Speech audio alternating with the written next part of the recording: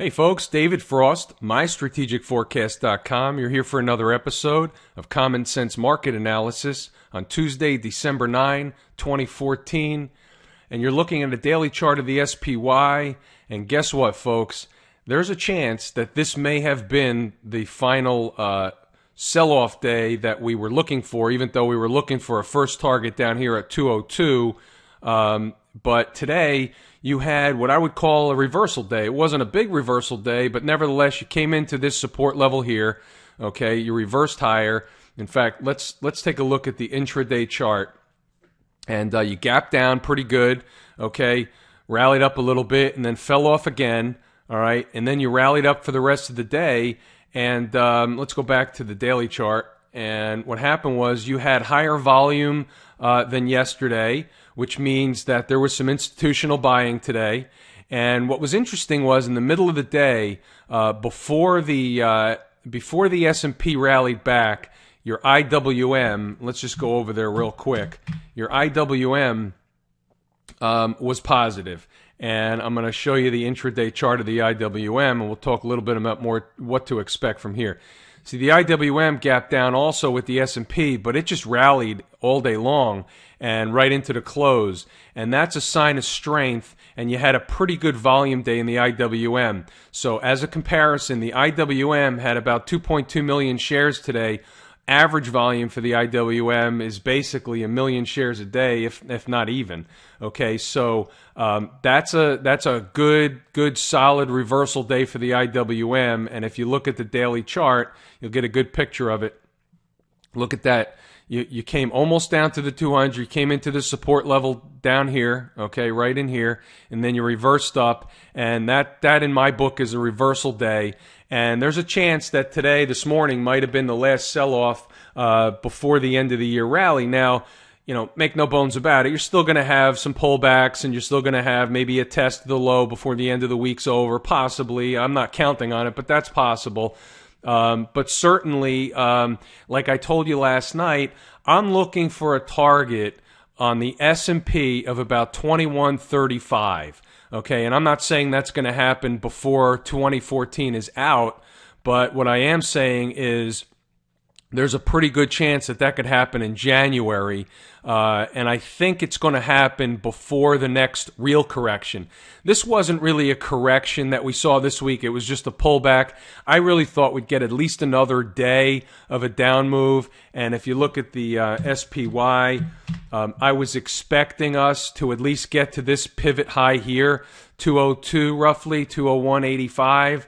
And we just didn't get there. Now, that's not to say we won't get there, but it doesn't look like it to me. So right now, if I had to say, what does the chart look like?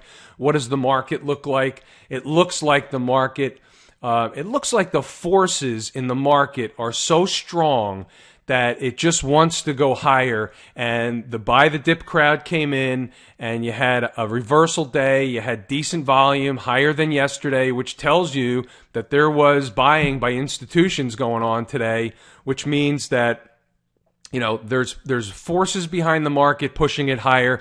So that's why I said we're not going to go short the market. We're going to wait for a pullback and go long.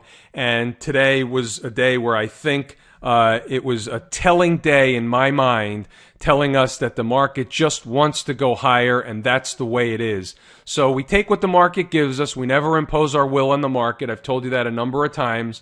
And basically right now the market, that's all it gave us was a 2-day sell-off. And until further notice, that looks to me like that's maybe all we're going to get.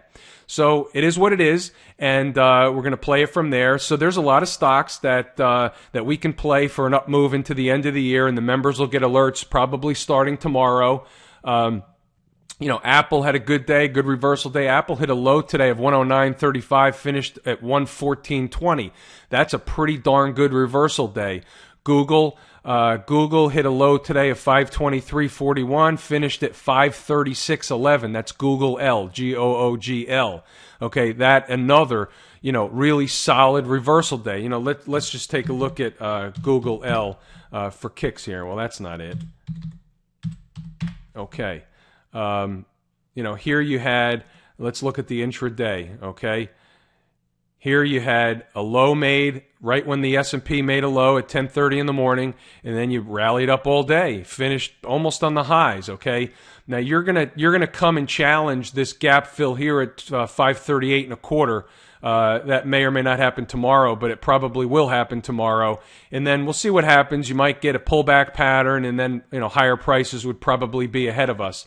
So Apple looks very similar. Let's just take a look at Apple. All right. Similar chart, 10:30 a.m., okay? A lot of volume, 10:30, reversal, up all day, okay? And that's a sign of strength, okay? That's buyers in the market. That's just not a float higher. That's buyers in the market. So, market was strong today from 10:30 in the morning. So you basically went down for an hour in the morning, and then you went up all day. And that's a sign of strength. The market forces are pulling it higher. All right, let's go over to USO. And no, whoops, talking and typing, impossible for me to do. Okay, USO. All right, this 10-minute chart of the USO. Now, USO is still weak. Oil is still weak. In fact, after hours, okay, in the Globex session, crude oil is down 91 cents as we speak right now. So it's below $63 a barrel. And I still think you're probably going to go down and test $60. And if you break 60 and continue lower, there may be more pressure on the market because there's still a lot of energy sector stocks that are having real difficulty with lower prices of oil because of their leverage, their debt, the prospect that they're not going to be able to roll over some of their short-term debt, that kind of thing. And I'm not talking about the Exxons and Chevrons and Conocos and Occidentals. I'm talking about the small oil exploration companies, some of the smaller MLPs, that type of thing. They've been beaten down, and they're not necessarily out of the woods yet, but where we are is oil is still not necessarily strong. However, take a look at this 10-minute chart. Okay, this is the USO. You had an up move here at about 2:20 in the afternoon, and then you went sideways all day. This is a bullish pattern. You're probably going to go higher. My guess is you'll go higher tomorrow, and eventually you're going to have to test this gap window here at 24.50. I don't know that happens tomorrow, but 24.50 is in the cards, and we'll see what happens from there. We'll take it one day at a time, but the oil sector or the energy sector is not out of the woods yet, but there are some things that look good. And the members are going to get an alert on some of this stuff as the pattern plays out, and they look good enough to buy. And we have a defined area where we know we're wrong, and if that's close enough to where our entry point would be, then that constitutes a good trade, and the members will get an alert on those. All right, let's go over to gold. Okay, good day in the gold market, right? Gold was up. About $40 today at one point. It was up at $12.40 on the high, I believe. And that's right here where GLD hit a high of 118.99, so call it 119 in a rounding error. And let's go over to the daily chart because I want to show you the same thing I've been showing you. Okay, I've been saying that we're going to challenge this high here at 120 and a half, okay? And we're on our way. We're not going to get there in one straight shot. All right, you're probably going to have some backing and filling, but now you're seeing higher lows. You had a low, a higher low, a higher low, a higher low. That's a sign of strength. That's a bullish pattern developing. And the members got a trade alert on oil back in this area here, so they're in the money. And basically, as long as you keep getting higher lows, if we see a sideways pattern for a week or so, look for higher prices in oil.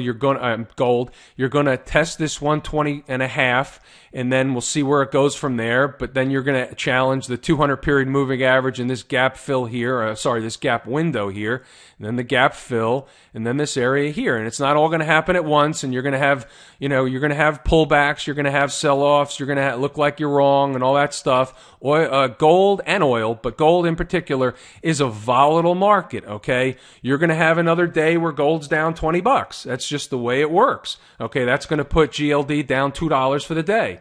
Okay, that happens. That's going to happen. But right now, so far, so good. I think there's higher prices for gold into next year, a lot higher. All right, so that's where we stand in the gold market. What else do we have? Anything else we want to discuss? I don't think so. I think that's pretty good for tonight. We talked about the market. We talked about oil. We talked about gold. We talked about some stocks. The forces behind the market are pulling it higher or pushing it higher, either way, and you have to take note of it. And this is an area where you can make some money into the end of the year, because you're going to get an end of the year rally into January. And then when we get to January, we'll talk about a correction coming, but it's nowhere in the short term. It's nowhere near us right now, so don't be afraid of it. But you will have pullbacks in the market, and those pullbacks can be bought. So that's where we are. I'm David Frost, mystrategicforecast.com. Thanks for tuning in for another episode of Common Sense Market Analysis.